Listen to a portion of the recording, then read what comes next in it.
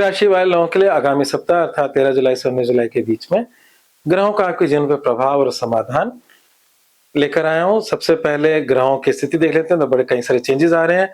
सबसे पहला चेंज तो चंद्रमा जो हर बार होता ही है, उसकी चर्चा कर लेते हैं। आपकी राशि से लाभ राशि अर्थात मिथुन राशि से लेकर आपकी राशि से सेकंड राशि अर्थात कन्या राशि तक चंद्रमा का संचरण रहेगा। इसके लाभ और हानि चर्चा भी थोड़ी देर में करेंगे। सूर्य का परिवर्तन आ रहा है जो कि आपकी राशि का स्वामी है।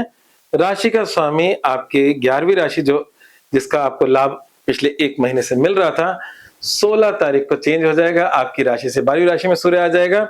16 तारीख की रात्रि 11:39 पे सूर्य मिथुन से कर्क राशि में जा रहे हैं। बृहस्पति अस्त होने वाले हैं, तो 18 जुलाई से लेकर 11 अगस्त तक बृहस्पति अस्त रहने वाले हैं, जो कि आपकी राशि से 12वें में उच्च के हैं।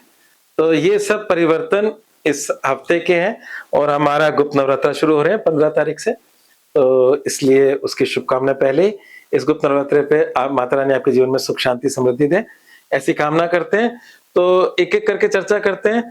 तो चंद्रमा की शुरुआत मतलब सप्ताह की शुरुआत बहुत शानदार हो रही है।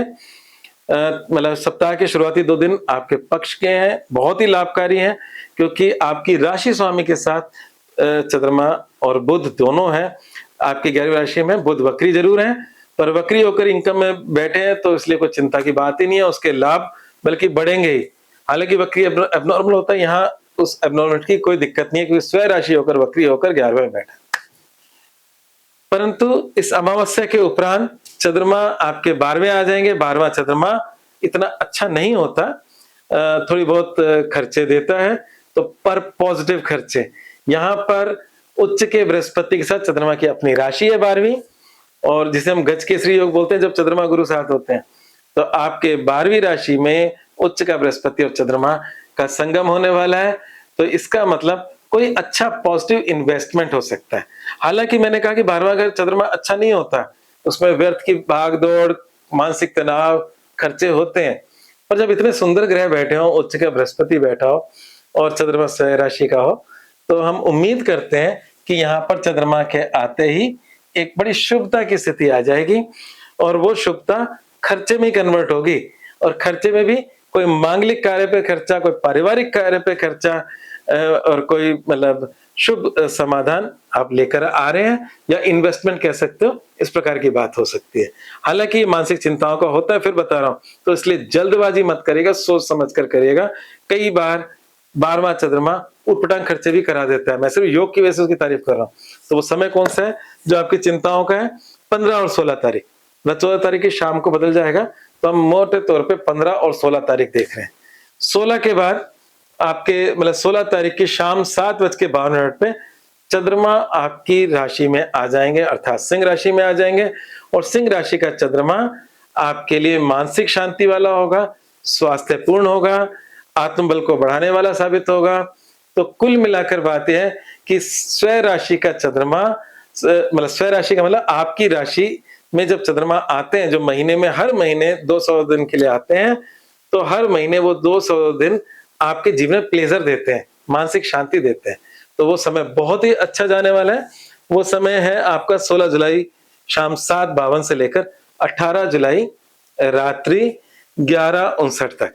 तो उसके बाद आपका दूसरा चंद्रमा होगा, और दूसरा चंद्रमा कुछ पारिवारिक और धन की चिंताएं देता है, पर यहाँ पर चिंताजनक कुछ नहीं है, क्योंकि दूसरे घर की जो राशि है वो कन्या है। कन्या राशि का स्वामी बुध इनकम में बैठा है, तो चिंता ही है, बस चिंताओं तक ही रहेगा।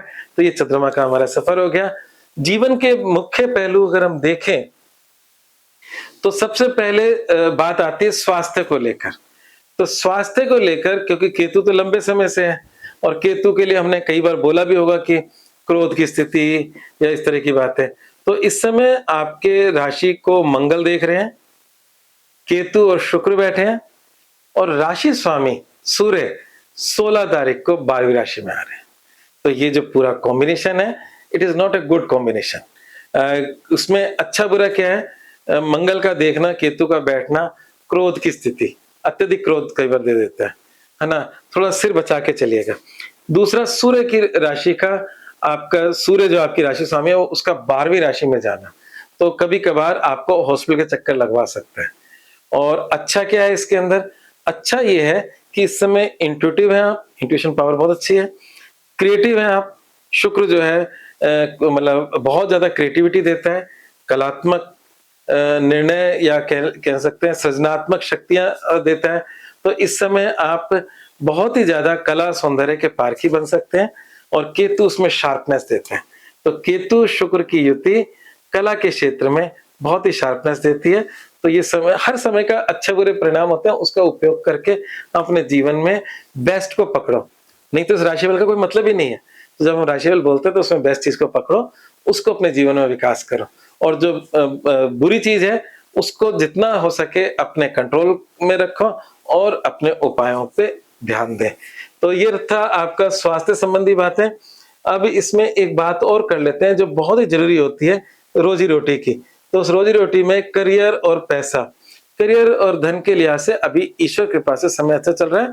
मंगल जो है वो आपके 10वीं राशि में है और बुध, सूर्य और चंद्रमा सप्ताह की शुरुआत में 11वीं राशि में है।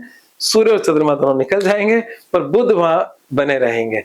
और जब बुध वहां बने रहेंगे तो वो कहीं ना कहीं उनके ब्लेसिंग्स आपके जीवन में बनी रहेगी। तो निश्चित रूप से करियर के लिहाज से समय अच्छा है।